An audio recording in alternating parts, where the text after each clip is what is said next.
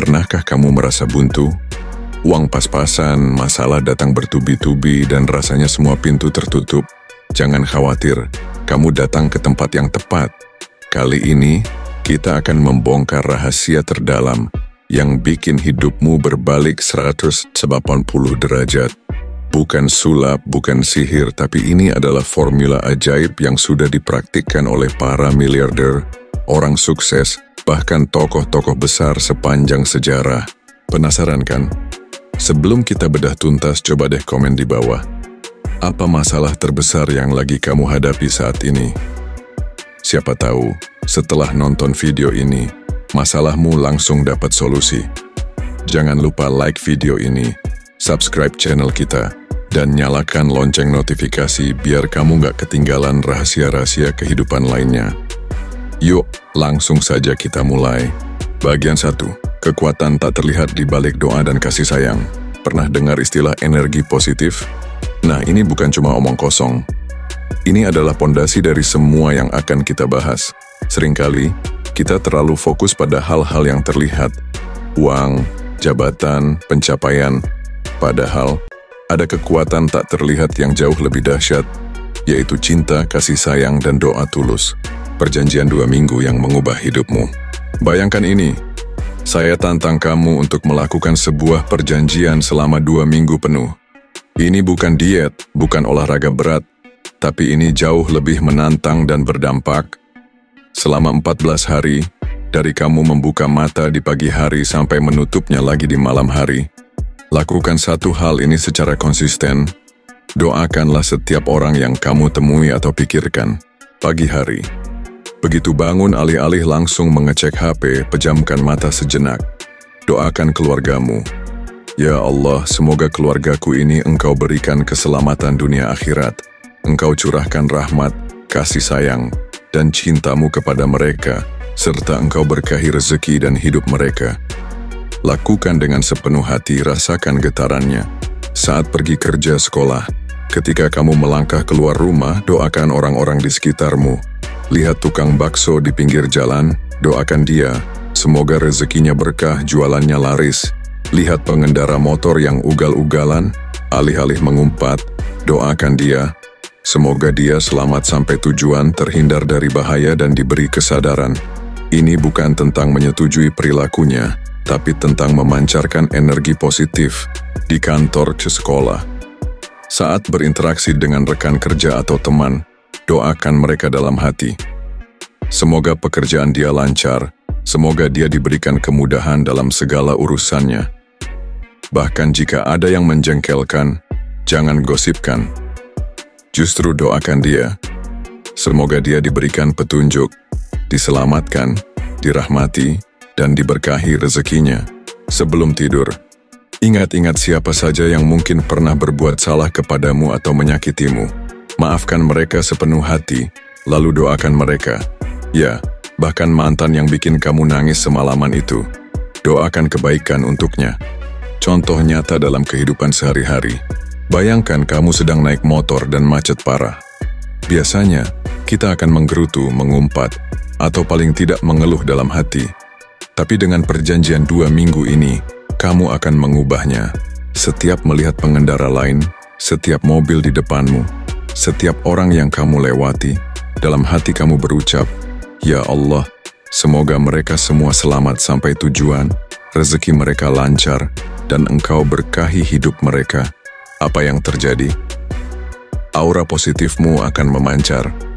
Kamu mungkin tidak langsung melihat hasilnya secara fisik, tapi orang-orang di sekitarmu akan mulai merasakan getaran yang berbeda darimu. Kamu jadi lebih tenang, lebih sabar, dan anehnya, masalah macet itu tidak lagi terasa seberat biasanya. Dampak positif yang tak terduga. Magnet keajaiban. Ketika hatimu dipenuhi doa tulus dan kasih sayang, itu seperti kamu menyalakan magnet raksasa. Aura positif dan karisma. Pernahkah kamu bertemu seseorang yang auranya enak banget? Bikin betah ngobrol, bikin nyaman, padahal dia tidak melakukan apa-apa yang luar biasa? Nah, itulah yang disebut karisma sejati. Karisma ini bukan tentang seberapa kaya kamu, seberapa tampan cantik kamu, atau seberapa tinggi jabatanmu.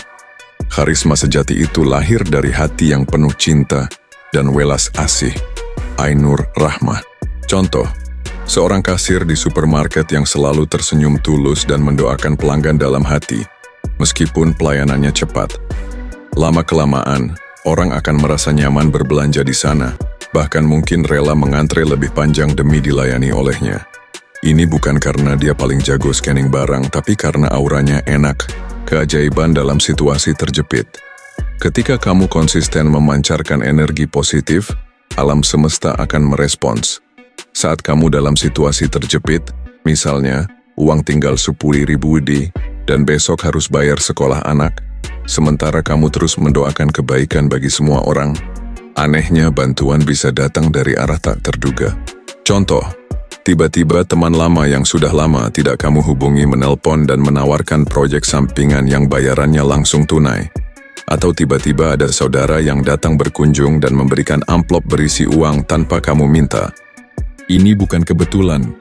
Ini adalah respon alam semesta terhadap energi positif yang kamu tebarkan.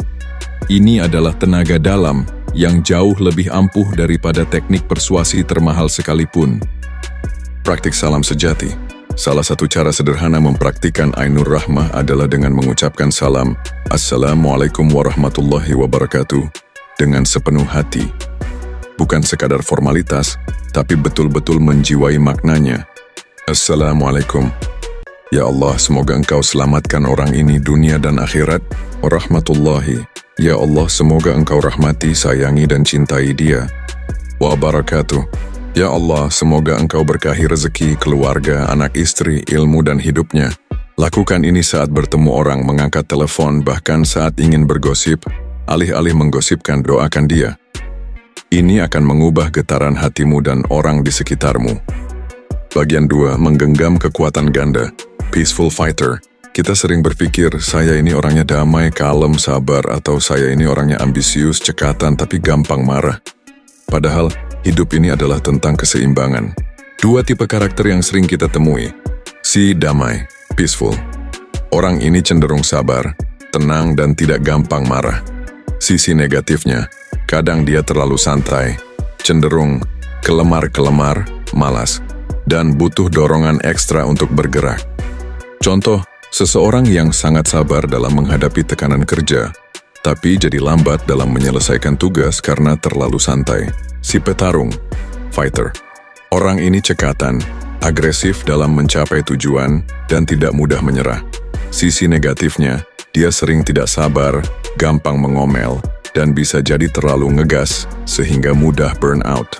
Contoh, seorang sales yang sangat ambisius mengejar target, tapi mudah kesal dan marah ketika ada kendala kecil. Menjadi pendekar super sakti, peaceful fighter. Kabar baiknya, kamu tidak perlu memilih. Kamu bisa menggabungkan kedua sifat ini dan menjadi peaceful fighter. Orang yang damai tapi punya daya juang tinggi, sabar tapi cekatan, dan penuh kasih tapi juga tegas. Ini seperti menggabungkan yin dan yang, kelembutan dan kekuatan. Bagaimana caranya? Mindfulness. Mindfulness adalah kesadaran penuh pada saat ini, tanpa menghakimi. Dengan mindfulness, kamu bisa melihat situasi dengan jernih, bereaksi dengan tenang, tapi tetap bergerak maju dengan efektif. Contoh, seorang pengusaha yang sangat fokus pada target, sisi fighter, tapi dia juga menyempatkan diri untuk meditasi atau merenung di pagi hari, sisi peaceful. Saat ada masalah besar di proyeknya, dia tidak langsung panik atau marah-marah. Dia mengambil napas dalam, mengamati situasi dengan tenang, mindfulness, lalu baru menyusun strategi untuk menyelesaikannya dengan cekatan. Hasilnya, dia bisa mengatasi masalah tanpa stres berlebihan dan tetap dihormati timnya. Kunci kebahagiaan dalam hubungan, positive illusion. Ini berlaku juga dalam hubungan pribadi, terutama pernikahan. Awalnya kita melihat pasangan kita dengan mata penuh cinta, hanya melihat kebaikan dan merasa dia melengkapi kita. Inilah yang disebut positive illusion dalam psikologi. Contoh, saat pacaran kamu kagum dengan dia yang sabar, sisi peaceful, meski kadang lambat. Atau kamu kagum dengan dia yang cekatan, sisi fighter, meski cerewet. Kamu melihat itu sebagai saling melengkapi. Masalah setelah menikah. Seringkali setelah menikah, positive illusion ini memudar. Kita mulai melihat kejelekan. Dia sabar sih, tapi kok ngantukan banget ya? Atau dia cekatan sih, tapi kok ngomel terus ya? Nah, disinilah masalah muncul. Solusi. Kunci kebahagiaan abadi adalah mempertahankan positive illusion itu. Teruslah melihat kebaikan pasanganmu, seperti saat kamu pertama kali jatuh cinta. Hargai sisi peaceful dan fighter dalam dirinya, dan pahami bahwa keduanya adalah bagian dari paket utuh yang dulu kamu pilih. Jika kamu bisa melakukan ini, hubunganmu akan selalu terasa baru dan penuh cinta. Bagian 3, ketika dompet kosong, seni mengenalkan diri. Pernahkah kamu merasa terjepit? Uang tinggal 50.000, besok harus bayar kontrakan, dan rasanya dunia mau runtuh. Dalam kondisi seperti itu, banyak orang langsung panik, stres, atau mencari pinjaman. Tapi ada cara lain yang justru bisa membuka pintu keajaiban. Strategi emergency manifesting, pasrah total. Ini adalah konsep mengenolkan diri atau pasrah total, beautiful surrender. Saat kita di titik terendah, justru itulah saat terbaik untuk melepaskan semua ketakutan. Apa risiko terburuknya? Uang habis. Paling-paling tidak bisa makan enak beberapa hari, tidak bisa bayar sekolah anak, paling-paling dimarahi atau ditunda sebentar, tidak bisa bayar utang, paling-paling ditagih debt collector yang ngomel-ngomel. Tapi apakah kamu akan mati gara-gara itu? Umumnya tidak. Contoh nyata, bayangkan seorang pengusaha yang bisnisnya diambang kebangkrutan. Semua modal habis, utang menumpuk. Di titik ini, dia bisa saja stres berat, bahkan bunuh diri. Tapi jika dia mengenolkan diri, dia akan berpikir, oke, risiko terburuknya adalah bangkrut. Semua aset habis, dan saya kembali nol. Kalaupun mati, saya siap. Toh, saya dulu juga mulai dari nol. Apa yang terjadi? Ketika dia berani menghadapi skenario terburuk itu, tiba-tiba muncul keberanian dan ketenangan yang luar biasa. Dia tidak lagi takut. Dan anehnya, justru di saat itulah, solusi seringkali datang tak terduga. Misalnya tiba-tiba ada investor lama yang menawarkan bantuan tanpa syarat, atau dia menemukan celah pasar baru yang sebelumnya tidak terlihat, karena pikirannya dipenuhi ketakutan. Doa Nabi Ibrahim. Konsep ini mirip dengan kisah Nabi Ibrahim yang akan dibakar oleh Raja Namrud. Nabi Ibrahim pasrah total, ia berkata, Hasbunallah wa ni'mal wakil, nikmal maula wa nikman nasir. Cukuplah Allah sebagai penolong kami, dan dia sebaik-baiknya pelindung, dia sebaik-baiknya penolong. Beliau pasrah jika harus mati, dan justru karena kepasrahan indah itulah api menjadi dingin dan tidak membakar. Paradoxical intention. Ini adalah konsep psikologi yang mengatakan bahwa ketika kamu tidak lagi takut akan sesuatu, hal itu justru tidak akan terjadi. Ketakutan itu seperti magnet yang menarik apa yang kamu takuti. Contoh, seorang mahasiswa yang sangat takut presentasi di depan kelas. Dia membayangkan akan pingsan, gagap, atau dipermalukan. Ketakutan itu terus menghantuinya.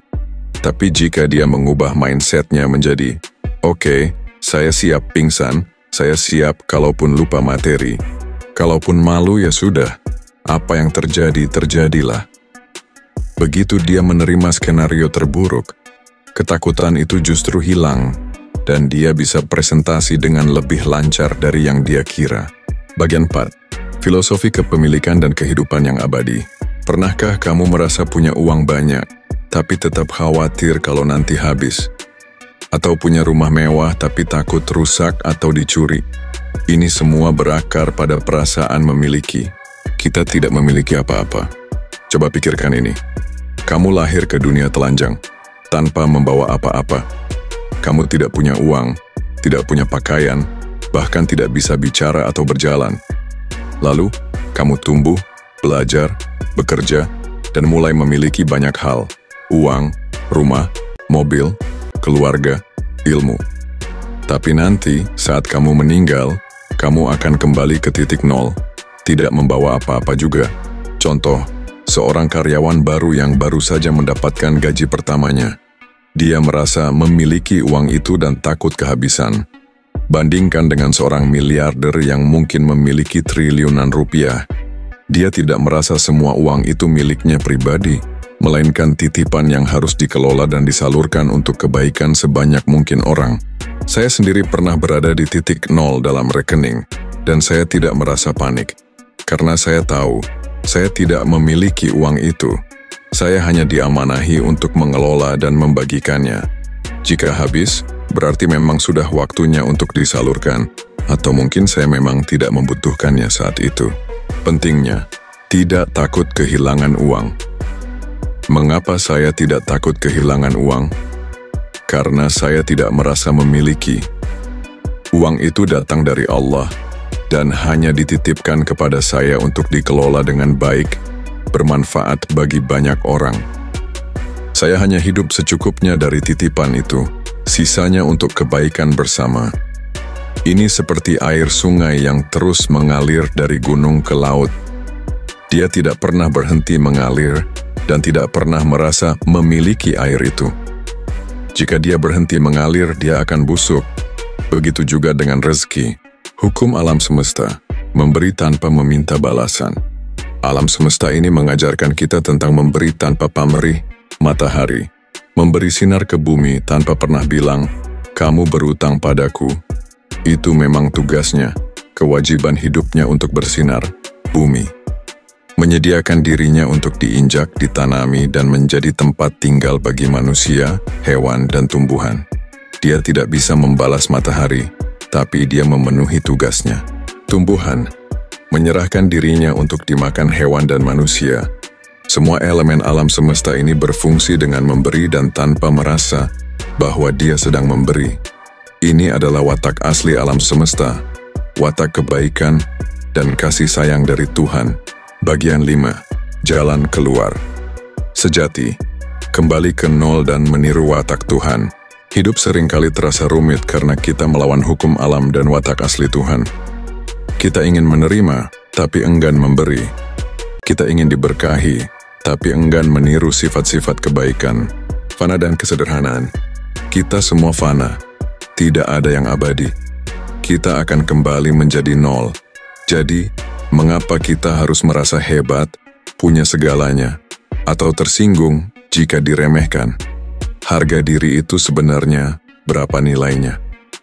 Kalau saya merasa memang sewajarnya, saya diperlakukan biasa saja. Karena saya bukan siapa-siapa dan tidak memiliki apa-apa secara hakiki.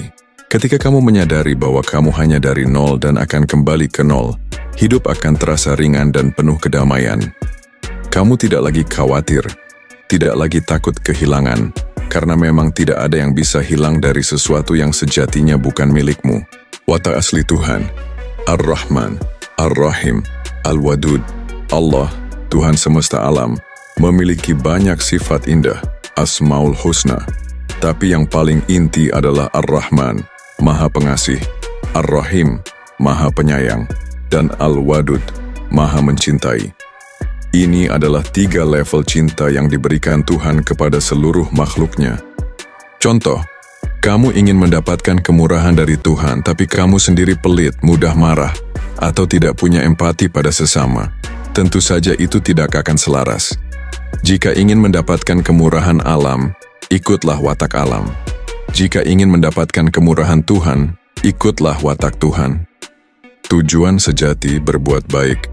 Saat kamu melakukan kebaikan atau berdoa, niatkanlah itu untuk membantu orang lain, bukan untuk mencari pujian atau merasa hebat. Ini adalah tenaga dalamnya para nabi. Mereka pintar, iya, tapi yang paling penting adalah mereka punya hati yang paling baik dan tidak tega melihat orang lain menderita. Kesimpulan, rahasia hidup penuh keajaiban ada di hatimu. Jadi teman-teman, intinya sangat sederhana namun powerful. Satu-satunya jalan keluar adalah masuk ke dalam hati. Isi hatimu dengan cinta, kasih sayang, dan doa tulus kepada semua makhluk. Praktekkan perjanjian 2 minggu untuk mendoakan semua orang tanpa pandang bulu. Saat kamu pasrah total di titik terendah, kamu akan menemukan keberanian dan keajaiban yang tak terduga. Lepaskan perasaan memiliki, karena semua ini hanyalah titipan. Jadilah seperti alam semesta yang terus memberi tanpa pamrih. Ini bukan sekadar teori. Ini adalah jalan hidup yang sudah terbukti membawa keberkahan, kedamaian, dan keajaiban bagi siapapun yang mempraktikannya. Jadi, apalagi yang kamu tunggu? Mulai hari ini, praktikkan kekuatan cinta dan doa tulus ini. Rasakan sendiri perubahannya dalam hidupmu. Jangan lupa like, share, dan subscribe channel ini untuk mendapatkan lebih banyak inspirasi. Dan ceritakan di kolom komentar pengalamanmu setelah mempraktikkan perjanjian 2 minggu ini. Aku penasaran banget dengan cerita suksesmu. Sampai jumpa di video selanjutnya. Hidup penuh keajaiban menantimu.